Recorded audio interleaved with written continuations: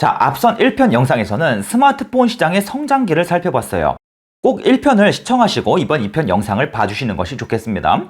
자, 스마트폰은 계속해서 피처폰의 자리를 대체해 나가기 시작합니다. 2013년 들어서 전 세계 시장 스마트폰 침투율이요 무려 30%를 상회하게 되었고 이제 40%를 향해 나아가게 되었습니다. 그러나 이 40%라는 숫자는 점차 한계를 나타내기 시작합니다. 어떤 산업도 영원한 성장은 없는 법입니다. 그리고 성장이 둔화되기 시작할 때 리스크는 찾아오는 법입니다. 많은 투자자들께서 성장주 투자를 좋아하신다는 걸 잘 알고 있습니다. 저 또한 누구보다 성장주 투자를 좋아합니다. 하지만 많은 투자자께서 성장주 투자 리스크에 대해서 잘 고민하지 않는 것도 사실입니다. 성장주의 최대 리스크는 성장주가 점점 성장주답지 않아질 때 나타나요. 흔히 성장주의 끝은 성장이 멈출 때라고 생각할지 모르겠지만 이는 아주 잘못된 이야기입니다. 성장주의 끝은 여전히 성장이 한창 뜨겁게 진행되고 있음에도 성장 속도가 점차 완만해질 때 나타납니다.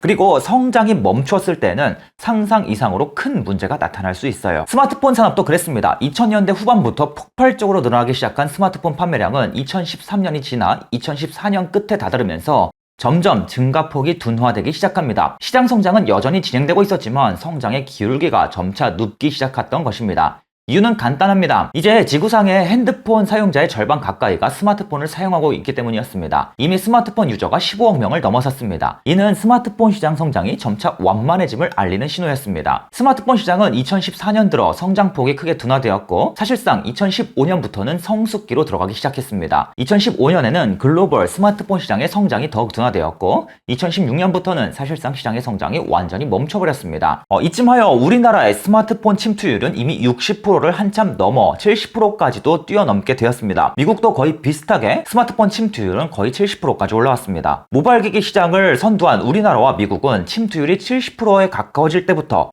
세계 시장 기준으로는 40%에 가까워질 때부터 시장 성장의 둔화가 관찰되기 시작한 것입니다. 개인적으로 이들 숫자는 아주 중요하다고 생각합니다. 여러 산업들이 성장하는 과정에서 이들의 성장이 어디까지 이루어질 것인가를 고민할 때 힌트를 줄 여지가 크기 때문입니다. 물론 스마트폰 시장은 변화가 빨랐음도 고려를 해야겠지만 말입니다. 침투율이 높아질수록 신규 수요는 줄어드는 반면에 점차 교체 수요만이 지속될 것입니다. 산업의 파이 사이즈를 키우는 것은 신규 수요인데 말입니다. 그러나 스마트폰 시장의 성장 둔화만이 문제가 아니었습니다. 삼성전자는 더욱 일찍이 이상 신호를 보내기 시작했어요. 삼성전자의 스마트폰 사업이 애플의 점유율을 뛰어넘으면서 승승장구하다 보니까 많은 사람들은 삼성이 세계 1위의 자리에서 더욱더 격차를 크게 벌려나갈 거라고 믿었습니다. 하지만 삼성전자의 스마트폰 사업 성장이 점차 정체되는 양상이 예상보다 일찍이 나타나기 시작했습니다. 심지어 세계 스마트폰 시장보다도 앞서서 둔화되기 시작한 겁니다. 스마트폰 시장의 성장은 2014년부터 본격 성장이 완만해지기 시작했습니다만 삼성전자의 스마트폰 사업은 2013년부터 성장이 완만해지며 이상 신호가 감지되기 시작했습니다. 지속 늘어온 점유율이 점차 30%대 언저리로 수렴하기 시작했기 때문입니다. 그 이유는 중국 경쟁사의 점유율 확대가 본격화되었기 때문입니다.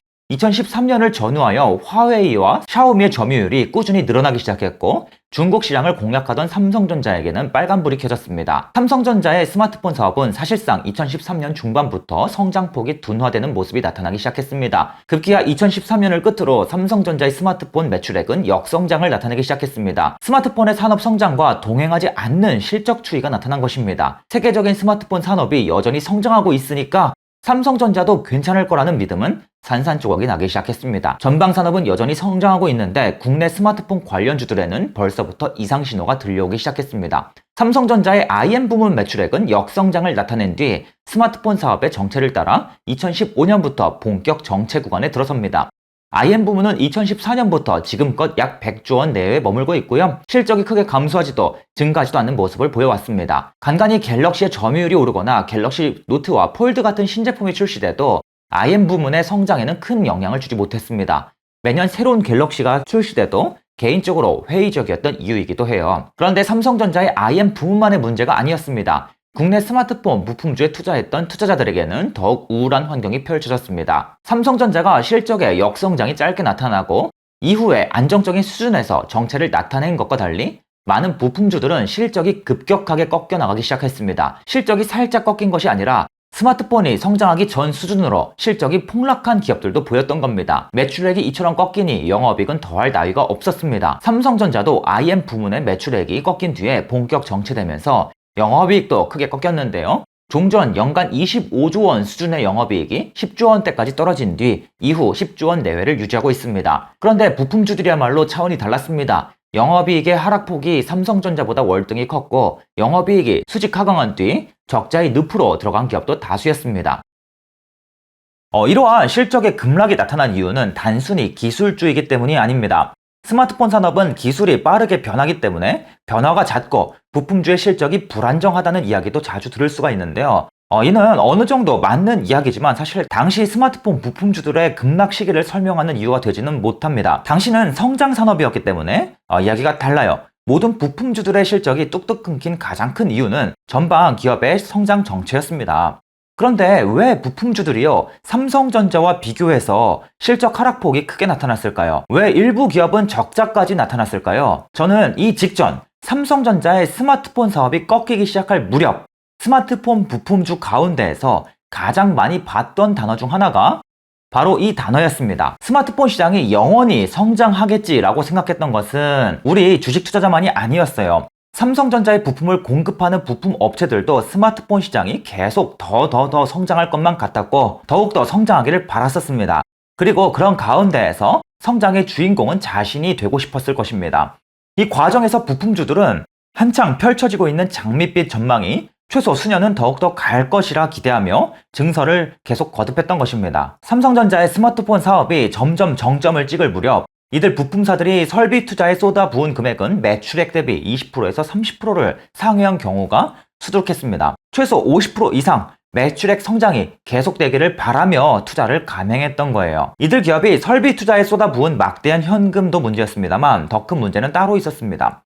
이들 부품주는 장치 산업에 속해 있다고는 하지만 부품주 특성상 설비 투자 비용이 그렇게까지 막 대단히 들어가는 영역은 아닙니다. 불필요한 설비 투자에 현금을 지출했다는 사실보다도 부품을 생산하는 설비가 이제는 완전한 과잉으로 들어서게 된 점이 더욱더 큰 문제였습니다. 저는 고성장하는 성장주를 이야기할 때 안개라는 단어를 꼭 함께 사용하기를 좋아해요.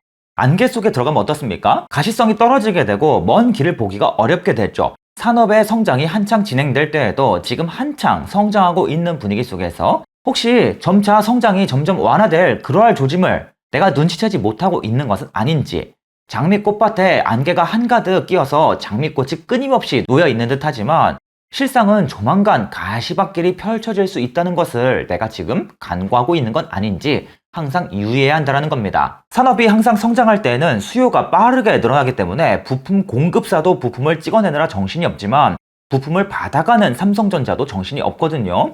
삼성전자가 스마트폰 시장에서 점유율을 빠르게 치고 올라가기 위해서는 부품을 지속적으로 안정적으로 수급받는 것이 매우 중요합니다. 하지만 외형 성장이 끝나고 수익성이 점점 떨어지기 시작하면 이야기가 전혀 달라집니다. 떨어지는 수익성도 최대한 지켜내야겠지만 이제는 부품 수급이 너무나 손쉽게 가능한 상황이 되어버리는 겁니다.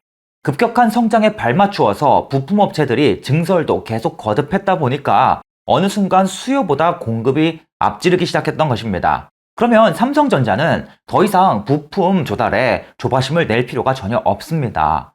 보통 많은 사람들이 수요 공급을 이야기할 때 중학교 사회 시간에 배웠던 그래프를 떠올리는 경우가 많을 겁니다. 두 개의 직선이 X자로 교차하고 있는 모양이죠. 하지만 실제로 투자를 거듭하면서 빈번히 알게 되는 점은 수요와 공급 그래프는 절대로 이처럼 단순한 모양으로 그려지지 않는다는 겁니다. 공급이 조금이라도 많아지기 시작하면 가격은 떨어지는 정도가 아니라 급락하기 시작합니다. 보통 이 그래프를 보면 공급이 10% 정도 늘어나면 가격은 10% 정도 떨어지겠지라고 생각할지 모르겠습니다만 실제로는 공급이 단 0.1%만 앞서기 시작해도 가격은 순식간에 반토막을 향해 간다는 겁니다. 부품업체들은 공급 과잉에 따른 단가 인하가 본격화되자 급격히 당황하기 시작해요. 하지만 이러한 당황스러움을 감출 새도 없었습니다. 계속해서 신규 투자한 설비를 또다시 새롭게 가동하기 시작해야 했기 때문입니다.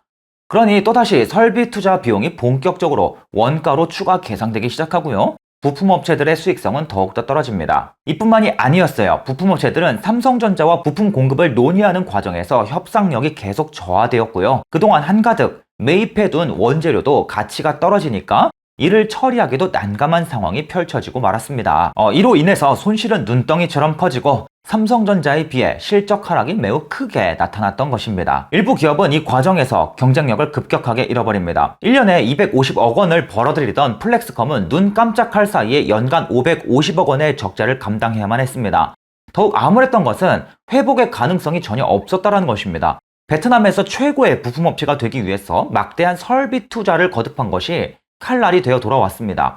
지속적인 현금 지출에 더해서 급격한 적자까지 덮치니까 기업의 재무구조에도 한순간에 빨간불이 들어오게 되었습니다. 이뿐만이 아니었습니다. 플렉스컴이 적자로 돌아서면서 영업 환경이 좋지 못할 것이란 이야기가 확대되자 플렉스컴의 최대 매출처였던 삼성전자도 부품을 적극적으로 사가기를 꺼리게 되었습니다. 삼성전자가 플렉스컴으로부터 부품 수급을 받다가 혹여나 플렉스컴이 망하게 되면 갤럭시 판매에 치명적인 문제가 생길 거예요. 결국 이러한 악순환은 매우 단시간 내에 일어나게 되었고 플렉스컴은 평생 갚지 못할 차입금이 6배 이상 급증했습니다. 결국 플렉스컴은 부품 밸류체인에서 빠르게 경쟁력을 잃어버렸고 생명줄을 유지하기 위해 잠시 엉뚱한 사업을 펼치기도 했었습니다만 결국 시장에서 퇴출되고 말았습니다. 한때 단 3개월 만에 100%에 가까운 수익을 안겨주었던 저의 추억의 종목은 이렇게 시장에서 사라졌어요. 플렉스컴뿐만이 아니었습니다. 추후에 제가 또 다른 기업들의 스토리도 정리해서 영상을 만들어 보도록 할게요. 아무튼 당시에 다행스럽게 살아남은 부품 업체들도 고난의 시간을 보내야 했습니다.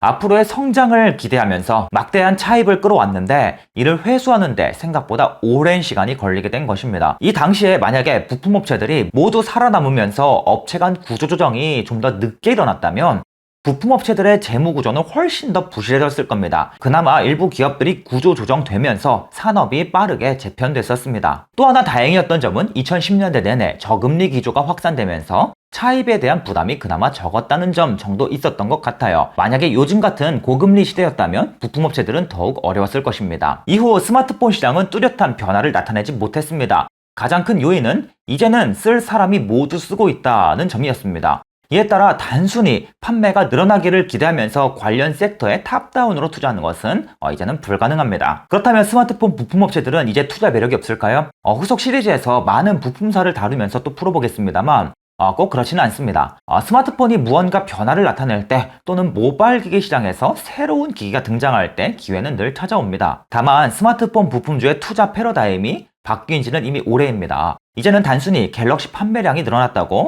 신제품의 예약 판매가 역대급을 기록했다고 이들 기업의 주가가 오르기를 바라는 것은 비교적 잘못된 접근이라 생각합니다. 올해 갤럭시 사전 예약 역대급이란 기사 제목만 보고 관련 부품주를 매수하는 것은 매우 잘못된 투자라는 것입니다. 매년 아이폰의 새로운 출시 시기마다 아이폰 수혜주라며 BH와 같은 기업들이 언급되는 것도 사실 매우 잘못된 이야기라 생각합니다. 근래 2020년 코로나로 인해서 세계 스마트폰 시장이 휘청이고 판매량이 급감했었습니다만 근래 기저효과와 교체 수요가 일시적으로 늘어 스마트폰 업황이 회복되는 듯한 모양새가 나타나기도 했었습니다. 하지만 이는 코로나로 인한 일시적 감소와 이에 뒤따른 반발 매수 효과 정도이지 시장의 큰 변화는 아닐 것입니다. 스마트폰 업체들은 스마트폰 시장이 정체되자 이를 해결하기 위해서 여러 대안들을 내놨습니다. 추후 살펴보겠습니다만 태블릿부터 시작해서 워치, 이어폰, 폴더블을 내놓으며 시장 확장을 꾸준히 노려왔습니다. 하지만 안타깝게도 태블릿과 워치도 시장의 성장이 아닌 시장의 성숙에 주목을 해야 될 것 같습니다. 애플이 아이패드를 내놓은 이래 아이패드 시장이 꾸준히 성장했을 것만 같지만 사실 글로벌 아이패드 판매량도 2015년부터 지속 정체 기조입니다. 애플이 이 정도라면 여타 업체들의 태블릿은 더욱 정체가 명확할 것입니다. 애플이 야심차게 내놓은 워치 제품군도 근래 점차 성장이 둔화되고 성숙의 단계로 접어드는 신호가 나온 바 있습니다. 즉 단순히 아이패드가 많이 팔린다고 애플워치가 많이 팔린다고 박수칠 수가 없는 상황이라는 것입니다. 기울기가 완만해졌기 때문입니다. 물론 스마트폰 업체들은 결코 여기서 멈추지 않을 것입니다. 기존 제품들의 단가를 끌어올리면서 그리고 계속 새로운 유형의 모바일 기기를 출시하면서 성장 동력을 찾을 것입니다. 이에 대해서는 후속 시리즈에서 또 살펴보도록 하겠습니다. 이번 1편 영상은요 꼭 스마트폰 산업뿐만이 아니라 성장주에 대한 고민을 담아내고 싶은 마음이 굉장히 컸습니다. 성장주 투자 시에는 좋은 종목을 골라내는 것도 중요하지만 리스크 대응과 시장 변화 파악도 아주 중요해요. 성공한 투자자들의 책을 가만히 읽어보면 성장주 투자에 대한 여러 가지 코멘트들을 살펴볼 수가 있는데요. 개인적으로 스마트폰 시장의 성장기만 살펴봐도 과거 그들 투자자들의 주옥 같은 이야기들이 하나 틀린 것이 없다라는 생각입니다. 이 영상을 만들면서도 느끼길 스마트폰 시장 사례만 살펴봐도 성장주 투자 시 꼭 필요한 투자 전략들을 여럿 도출할 수 있었다고 생각합니다. 어떤 전략을 도출할 수 있을지는 구독자분들의 몫에 맡기도록 하겠습니다. 후속 영상에서 또 많은 이야기를 나누도록 하겠습니다. 이 영상의 원문 저의 블로그 글도 꼭 함께 참고해 주시고요. 링크를 함께 남기도록 하겠습니다. 저의 책과 반도체 산업을 비롯한 저의 여러 가지 투자 강의에도 또 많은 관심을 가져주시면 감사드리겠습니다. 오늘도 시청해 주셔서 대단히 감사합니다. 이상으로 호돌이었습니다.